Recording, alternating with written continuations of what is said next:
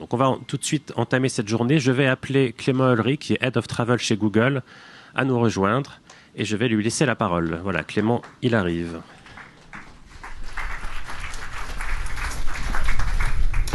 Je vais juste prendre le clicker.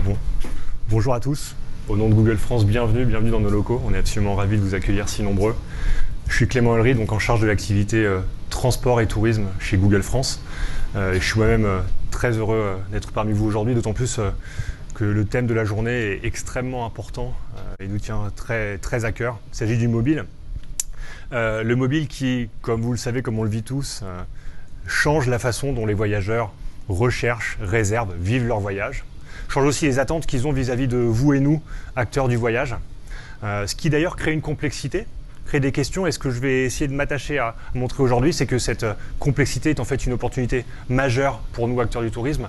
Majeure parce qu'elle permet de mieux comprendre nos clients, nos prospects, de façon à leur fournir le service le plus adapté, le plus personnalisé pour eux. Ce qui permet de le faire, c'est en fait la technologie d'aujourd'hui, l'avancement de ces technologies qui justement permettent de changer ce challenge en opportunité. La bonne nouvelle, c'est que vous, acteurs du voyage, la technologie, vous baignez dedans depuis le début. Par exemple, depuis 20 ans, évidemment, le web, vous avez été parmi les premiers à embrasser Internet dans les changements de votre relation client, changement de votre business model. Et donc, du coup, le fait que la technologie soit au cœur de cette révolution est plutôt une très bonne nouvelle. Le défi auquel on doit faire face, c'est qu'en fait, cette évolution technologique, elle s'accélère. Je ne sais pas si quelqu'un d'entre vous peut deviner ce à quoi ces chiffres font référence.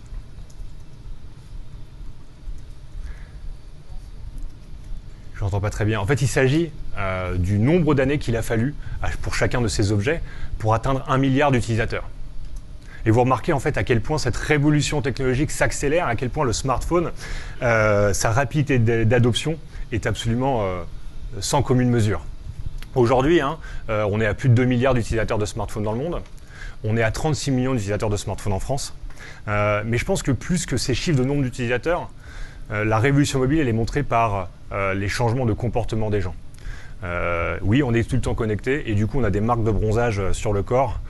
Tels que ces gens. Moi, personnellement, j'étais dans le sud du Maroc pour un voyage itinérant, que je vous conseille d'ailleurs, c'était exceptionnel, la semaine dernière, et j'ai remarqué presque à ma surprise à quel point le smartphone était tout le temps avec moi pour suivre les itinéraires, rechercher les hébergements, consulter des avis de restaurants, etc. Alors, je ne vais pas vous montrer mes marques de bronzage, mais en tout cas, en effet, on est tout le temps connecté. Le vrai point, c'est qu'avec le smartphone, c'est la mort du temps mort.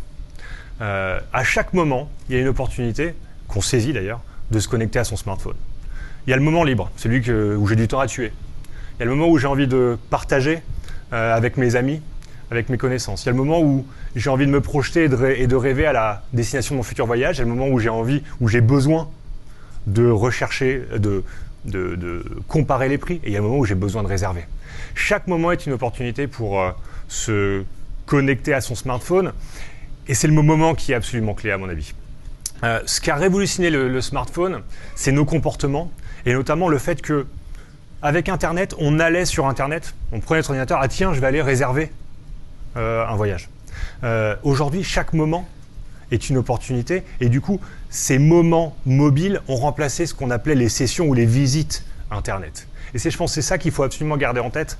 Aujourd'hui, ces moments c'est le moment digital qui est important, et d'ailleurs des moments qui sont de plus en plus fréquents. Quelques façons de l'illustrer. Premièrement, on le voit tous les jours, et une étude aux États-Unis a été faite il y a quelques mois qui montre qu'on consulte son smartphone 150 fois par jour. Alors ça peut être un peu inquiétant, mais c'est la réalité. Deuxièmement, ce nombre de moments explose. Nous on le voit chez Google. Aujourd'hui, dans le monde, il y a plus de 10 pays dans lesquels plus de 50% des requêtes sur Google Search sont effectuées sur smartphone. Il y a les États-Unis et le Japon, par exemple, dedans. Plus de 10 pays. Si je focalise sur la France et sur le voyage, les requêtes liées au voyage, on est déjà à 1/3 des requêtes réalisées sur smartphone. J'entends bien smartphone, pas tablette, smartphone, ça. Avec un taux de croissance annuel très fort, encore 60% par an. Et ça, c'est vrai, on est déjà à plus de 50% dans le voyage au Japon aussi. D'accord ? Donc, des moments qui augmentent et aussi des moments d'achat en fait. Alors oui, ça existe les gens qui achètent sur smartphone. C'est pas encore la norme pour beaucoup de produits. Mais on se posait la question, est-ce que les gens vont vraiment acheter sur Internet il y a quelques années? Bah oui, ils le font. Et en fait, il y a déjà des e-commerçants qui vivent le smartphone en tant qu'objet de vente très fortement. Un chiffre que je trouve vertigineux, vous savez qu'Alibaba, en Chine, lors de la journée des célibataires l'année dernière, en novembre, a réalisé 70% de ses ventes ce jour-là sur smartphone. 70% de ses ventes. Alors, il y a des produits dans le travel qui aussi se prêtent très bien au smartphone. La réservation de VTC, l'hôtel en dernière minute. C'est des produits de dernière minute qui sont souvent réservés 100% smartphone. Mais c'est vrai que la réalité du voyage, de la plupart des produits de voyage, c'est qu'en fait, le parcours d'achat est beaucoup plus complexe et beaucoup plus long et se termine pas toujours, voire plutôt rarement sur smartphone. Et en fait, ce qu'il faut avoir en tête, c'est que le mobile a changé nos comportements, on est tout le temps connecté, mais il a changé en fait surtout les parcours d'achat de nos clients et prospects voyageurs. Deux études que je voudrais partager avec vous, parce que je les trouve intéressantes. La première réalisée sur ordinateur seulement en France, par Médiamétrie, et la deuxième réalisée aux États-Unis sur ordinateur et smartphone. La première donc de Médiamétrie, Clickstream, que Médiamétrie fait à peu près chaque année, montre que sur un panel d'utilisateurs d'ordinateur, parmi les gens qui ont acheté un produit de voyage sur ordinateur, et ben en fait, si on regarde le temps qu'ils ont passé sur ordinateur, encore une fois, en moyenne, un parcours d'achat pour acheter un produit de voyage, c'est 56 jours. Et c'est 8 sites visités, alors c'est presque une quinzaine sur certains produits, et c'est moins que ça sur d'autres. D'accord ? Mais donc du coup, c'est assez long, on visite plusieurs sites sur ordinateur, parce que quand on réserve ses vacances, on n'a pas envie de se tromper. Mais ça ne concerne que l'ordinateur. Si on ajoute l'aspect smartphone, on voit en fait que cette fragmentation a un impact extrêmement majeur. Étude américaine réalisée par Luce Research en fin d'année dernière, qui en fait a suivi des internautes dans leur parcours d'achat.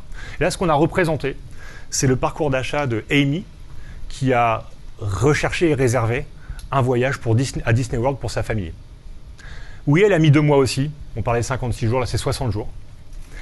Mais surtout, elle a eu 419 moments digitaux. 419 fois, elle s'est connectée. Et comme vous voyez, avec les barres roses, l'écrasante majorité, 87% de ces moments digitaux sont réalisés sur smartphone.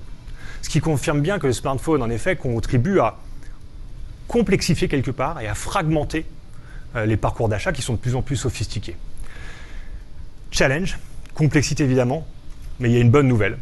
C'est qu'en fait, cette complexité, c'est une opportunité majeure pour nous, marketeurs du voyage et du transport. C'est qu'en fait, c'est une opportunité majeure de mieux comprendre nos clients. Parce que ces parcours d'achat digitaux, ils génèrent une quantité extrêmement importante de données qu'on peut justement utiliser pour adapter, comprendre mieux le consommateur. Très rapidement, quelques chiffres qui illustrent cette explosion de données. Est-ce que vous savez qu'entre 2013 et 2014, on a généré, nous, humanité, 500 fois plus de données que depuis le début de l'humanité? Ce qui est absolument vertigineux. Puis une étude que j'ai vue très récemment là, par Arbor Networks, assez marrante je trouve. Vous savez qu'une minute d'Internet génère tout ça. Alors, par exemple, plus de 2 millions de recherches sur Google, 400 heures de vidéos uploadées sur YouTube, ce que je trouve vertigineux aussi.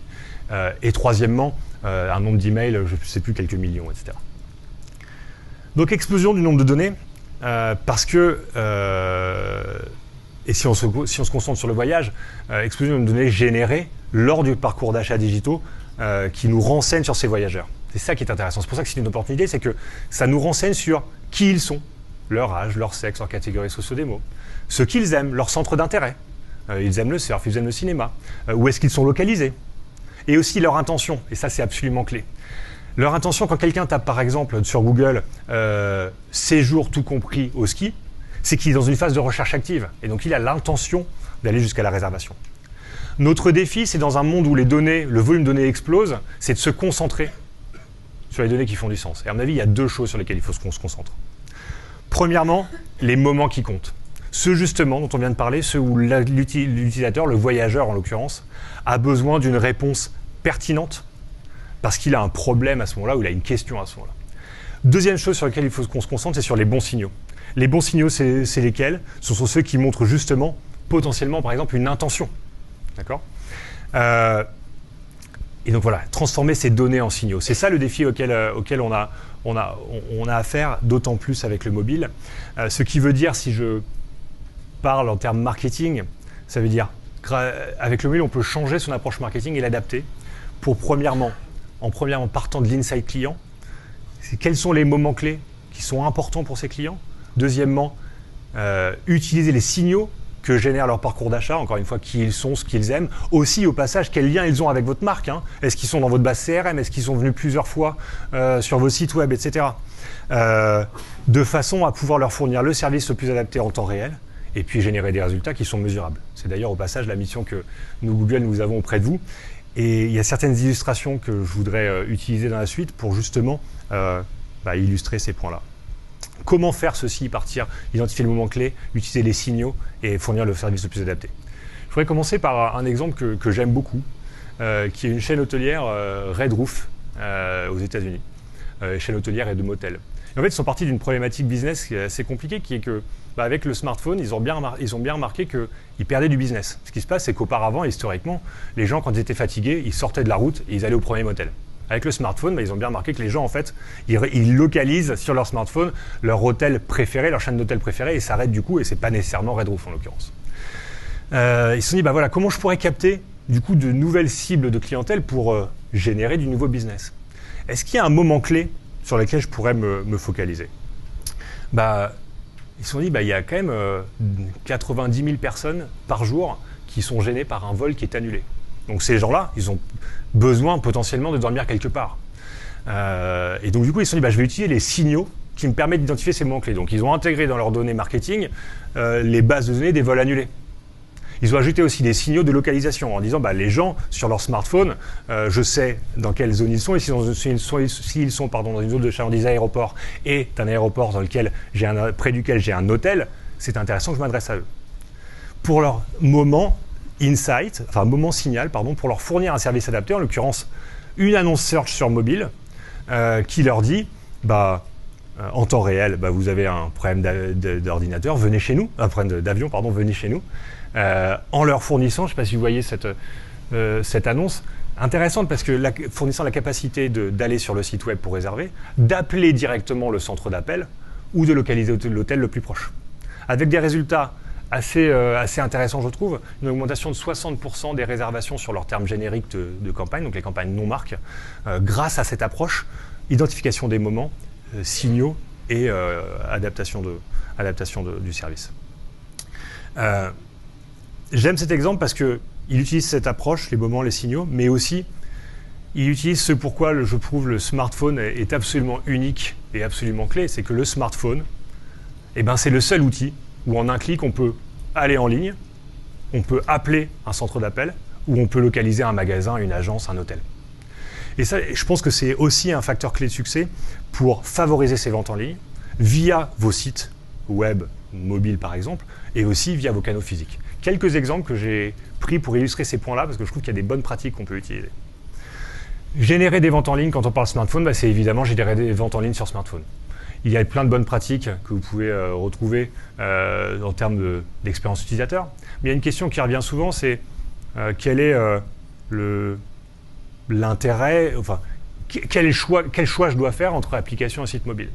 Ma réponse, elle est assez simple. Et qu'en fait, les deux sont complémentaires et que les signaux que vous pouvez capter sur les clients vous permettent en fait de les diriger vers l'un ou l'autre en fonction de leur profil ou de leurs besoins. Je m'explique.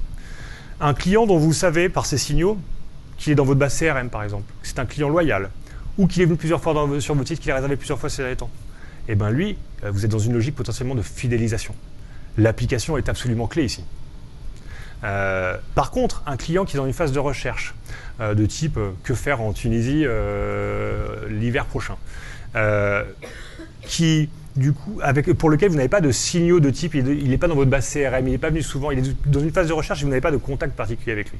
Il va très certainement regarder plusieurs sites web. Et là, le diriger vers le M-site, vers votre site mobile, c'est sûrement la meilleure solution.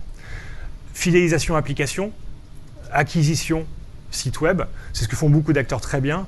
Accor, Booking le font en avis très bien, ce lien entre les deux. Deuxième chose, générer des ventes en ligne, c'est aussi, par le smartphone, favoriser le pont et le lien entre smartphone ou de smartphone à ordinateur. Oui, Air France, par exemple, a remarqué que beaucoup de gens sur smartphone allaient jusqu'à la page de réservation, mais ne réservaient pas sur smartphone pour des réticences qui existent encore. Ce qu'ils ont dit, ce qu'ils ont fait, je trouve que c'est très intéressant, en dehors d'optimiser leur site web et leur application, leur site mobile et leur application. Ce qu'ils ont fait, c'est qu'ils ont, vous savez, cette option qui permet de réserver un prix pendant 24 heures, option de réflexion. Elle est en fait payante sur ordinateur et ils l'ont rendue gratuite sur smartphone pour justement favoriser le passage du smartphone à l'ordinateur et la finalisation de ces parcours d'achat sur ordinateur. Je trouve que c'est très intelligent et c'est quelque chose qu'on peut peut-être utiliser, nous, dans nos parcours d'achat clients. Mais favoriser les ventes grâce au smartphone, c'est aussi les favoriser sur canaux digitaux, à la fois sur le centre d'appel et dans les agences, par exemple. Centre d'appel, exemple, beaucoup de chaînes hôtelières. Là, on a mis l'exemple de B&B Hotel, on a pu mettre celui de Barcelo aussi en Espagne, qui le font avec des résultats assez probants, qui disent, ben voilà, il y a des gens qui ont besoin de parler au téléphone pour réserver. Et ils ont aussi bien en tête que le smartphone, c'est aussi un téléphone.